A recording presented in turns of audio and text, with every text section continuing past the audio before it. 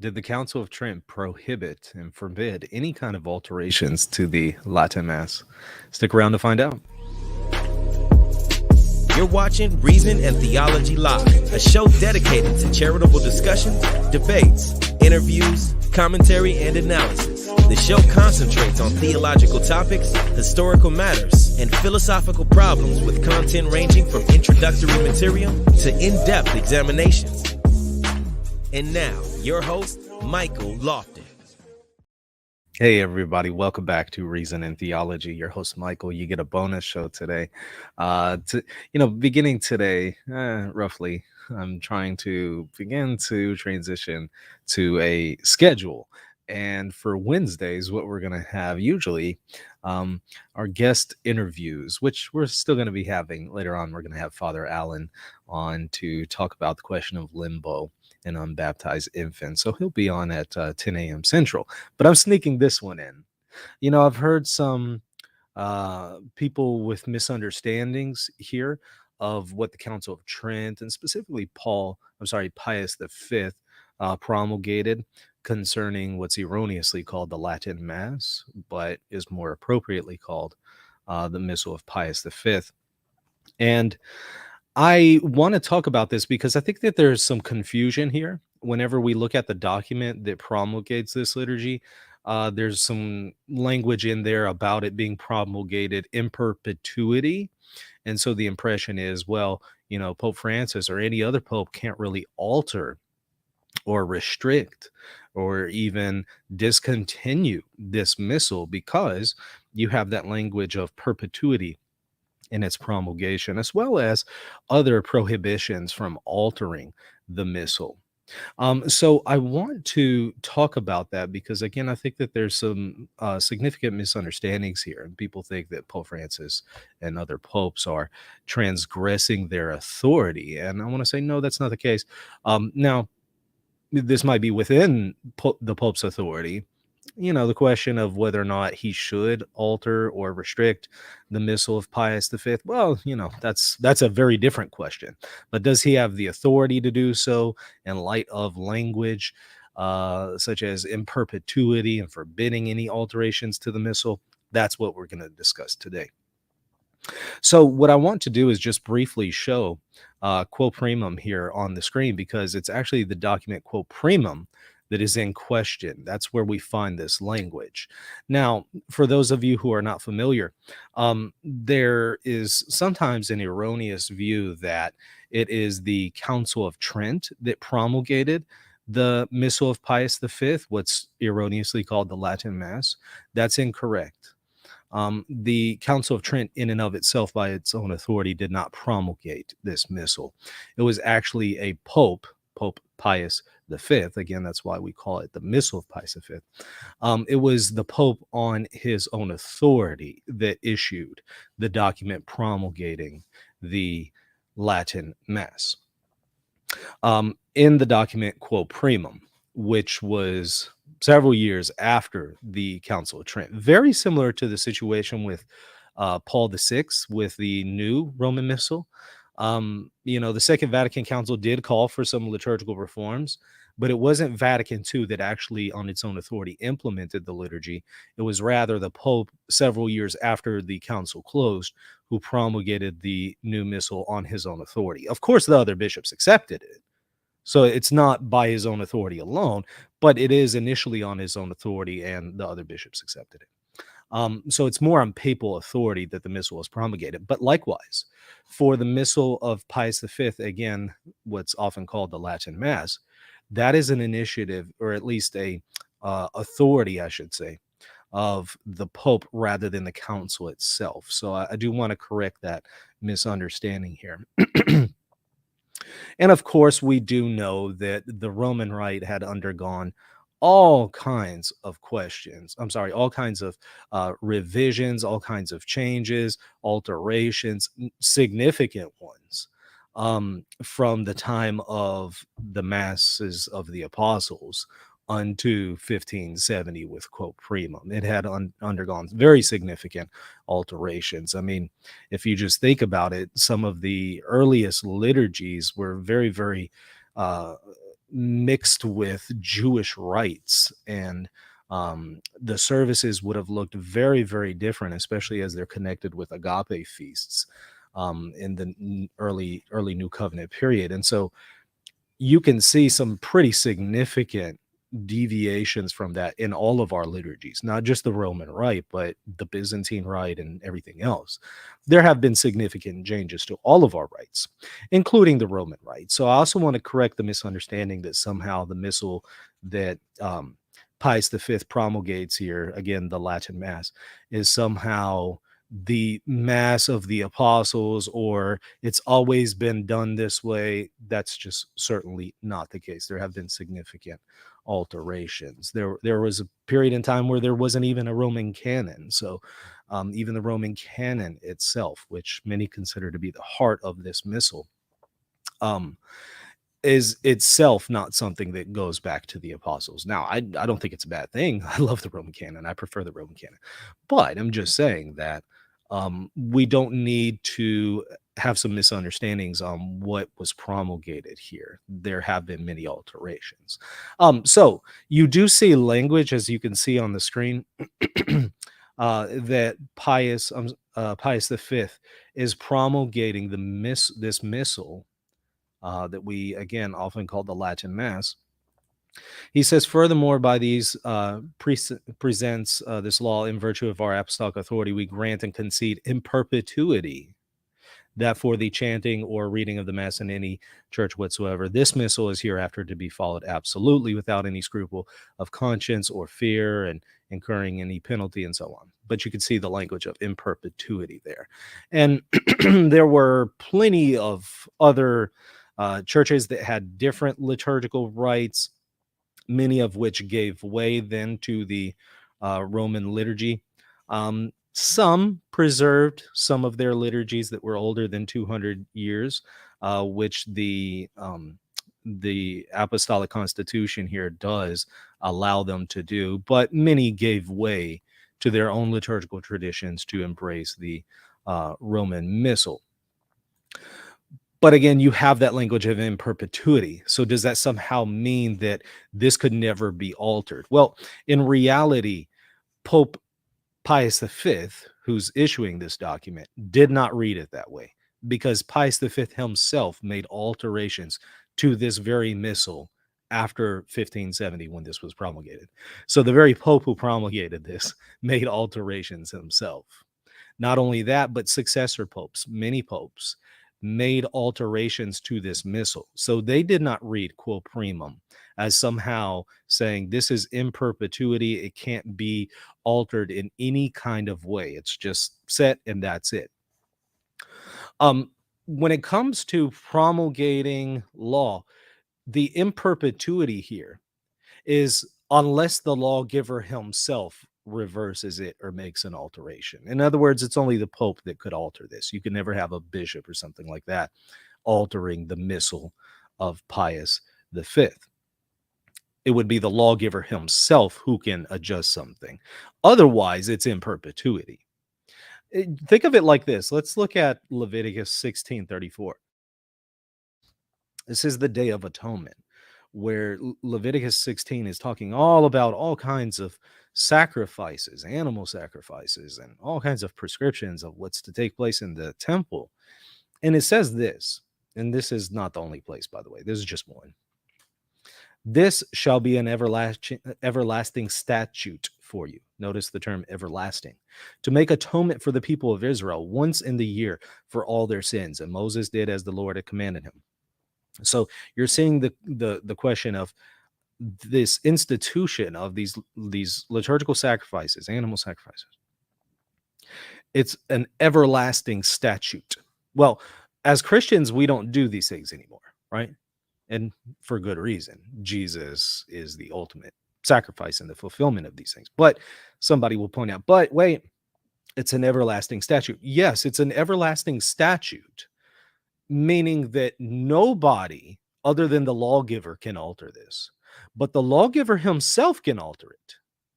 The lawgiver cannot bind himself to never alter something. That's absurd.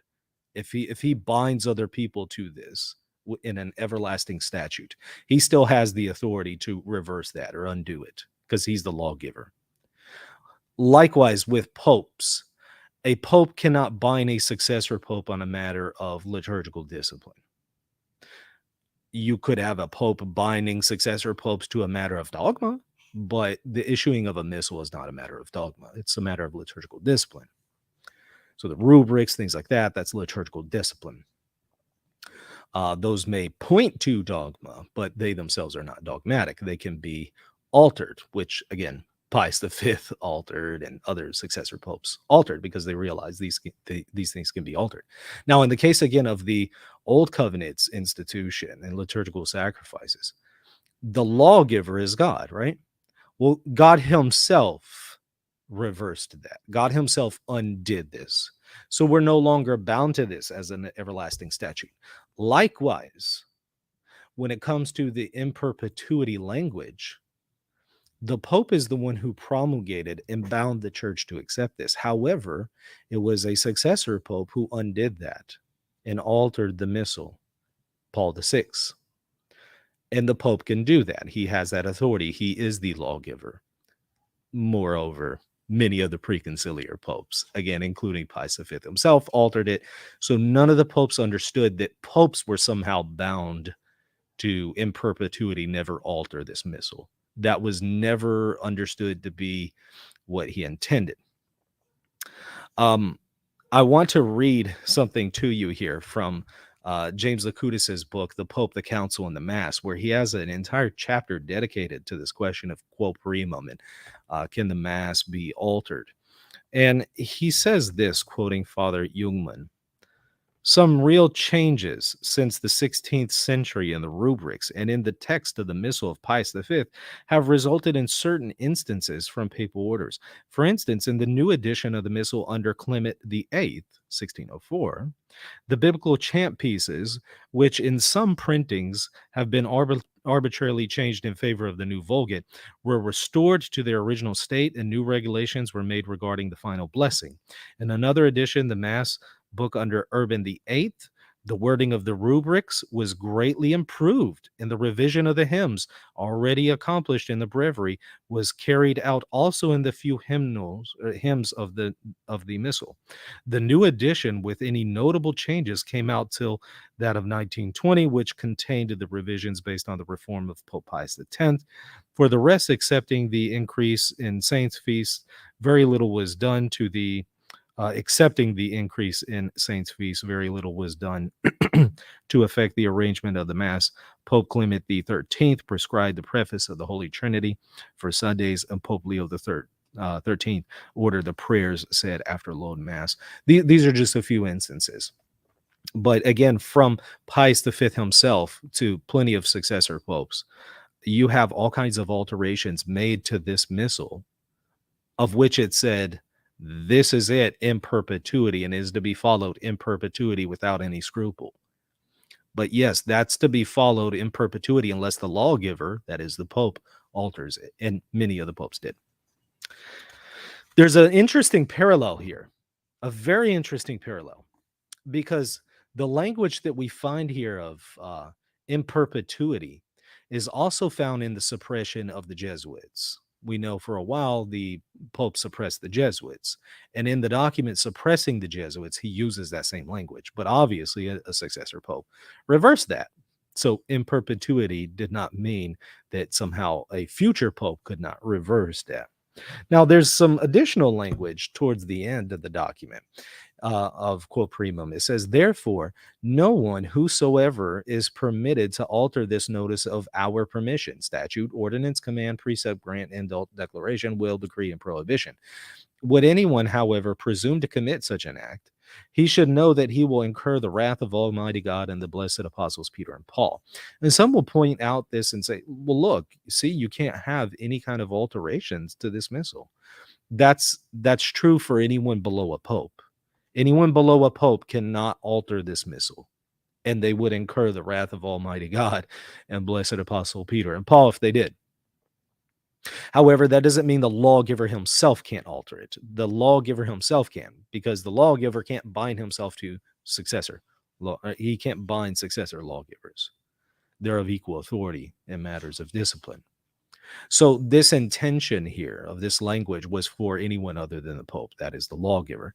And how do we know that? Well, again, not only from the fact that popes themselves altered the missal, but also you got an interesting parallel where this exact language is used for the promulgation of the breviary 2 years prior to Quo Primum. That exact language is used.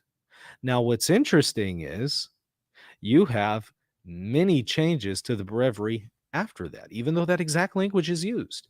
You have many changes to it significantly under Pope Pius X, who was the famous pope against modernism. So he's certainly not a modernist, and yet he altered significantly. And I think that there could be some criticisms of his alteration. He altered the breviary, which was very long standing, if I recall, going back to effectively the 7th century, if I recall. I mean, very, very long standing, altered it radically. But that same language was used to promulgate the older version of the breviary, and yet the Pope himself altered it. Why? Because he recognizes that language does not apply to the Pope. I want to read this to you from the Pope, the Council, and the Mass. Locutus says this: an interesting parallel to the case of the revised missal of Pope St. Pius V can be seen in that of the revised Roman Breviary promulgated by the same pontiff. In 1568, that is 2 years prior to Quo Primum, in his apostolic constitution, Quo Nobis, the Pope established the new Roman Breviary with language fully as strong as the language he used in Quo Primum. In fact, Quo Nobis contains exactly the same concluding paragraph as Quo Primum, warning anyone against making any changes in what had been enacted. Yet, in spite of that, Pope St. Pius X in 1911 did not hesitate to revise the Roman Breviary by means of his own apostolic constitution, Divino Afflatu. Just as Pope Paul VI would later revise the Roman Missal by means of his apostolic constitution, Missale Romanum. The fact that another canonized saint and a great foe of modernism did not see his saintly predecessor's prohibitions of any change as applying to him abundantly proves our point. Far from the same language in Quo Primum being a special caveat by which Pius V was permanently establishing his text of the Roman Missal beyond the possibility of future change, the identical paragraph to be found in both the 16th century documents was actually a conventional legal formula automatically attached to many documents issued by the popes. It's worth reproducing them. And then he goes on to give you the quote that I just read to you that's on the screen.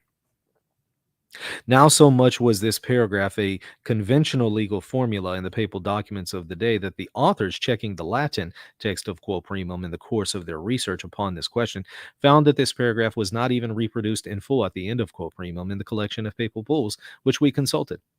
The Latin of this paragraph begins, noli ergo hominum liciet hanc paginam, etc. But in this collection of papal bulls, there is simply printed noli ergo, etc.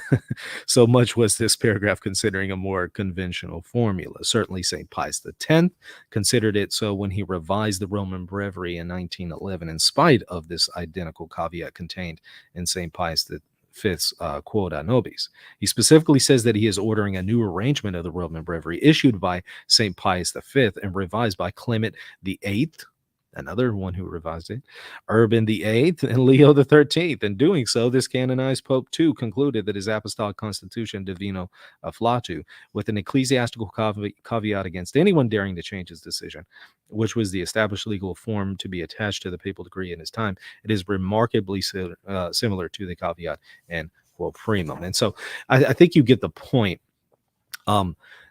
And in fact, if you look at Missale Romanum by Paul VI promulgating the new Mass, he himself quotes in the opening line, guess, you got it, Quo Primum.